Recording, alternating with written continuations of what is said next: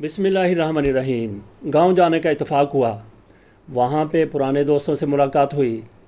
कुछ नए लोग भी बैठे हुए थे। मौजू यही पाकिस्तान की आज की सियासत। इन मेरे दोस्तों में इमरान ख़ान के चाहने वाले भी थे, इमरान ख़ान पर तबर्रा करने वाले भी थे, मुस्लिम लीग नून के हामी थे, पीपल्स पार्टी के भी चाहने वाले थे। इनमें से एक तो इमरान ख़ान पर ज़्यादा ही नाराज़ था, सख्त इश्तियाल में था। इनकी तरफ से कहा जा रहा था कि पाकिस्तान की यूथ का बेड़ा इमरान ख़ान ने गर्क कर दिया, इखलाक तबाह कर दिया, बच्चों को, यूथ को, नौजवानों को बदतमीज़ बना दिया, बद इखलाक बना दिया।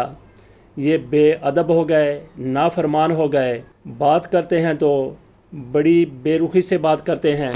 एक हम हैं, जब हम यूथ थे, इनकी उम्र में थे, तो अपने वालिदैन के सामने ऊंची आवाज़ में बोलते तक नहीं थे। जो कुछ कहा जाता उस पर अमल करते, जो भी सख्ती की जाती सर झुका लेते। एक ये हैं, हमारे बच्चे हैं, इनको देख लें कितने बदतमीज़ हैं, बात नहीं सुनते, बात नहीं मानते। इनको इमरान ख़ान ने बिगाड़ के रख दिया। मैंने इन दोस्त से अर्ज़ की कि जनाब आपकी तरबियत किसने की थी? तो उन्होंने कहा मेरे वालिदैन ने तरबियत की थी। और मैंने कहा कि आपके बेटे की किसने तरबियत की है, जो मुँह ज़ोर हो गया है, जो बदतमीज़ हो गया है, जो बात नहीं मानता, बद इखलाक है। तो इनकी तरफ से कहा गया ये इस पर इमरान ख़ान का असर हुआ है, ये इमरान ख़ान की बातों में आ गया है, ये इमरान ख़ान को लीडर समझता है, ये इमरान ख़ान को निजात दहिंदा समझता है।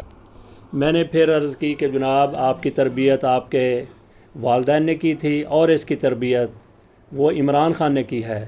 तो इस दौरान जब इमरान ख़ान इसकी तरबियत कर रहे थे तो आप कहाँ थे? तो वो इस पर ख़ामोश हो गए। लेकिन साथ बैठे हुए दोस्त ने कहा कि ये उस वक्त एटमी धमाके कर रहे थे।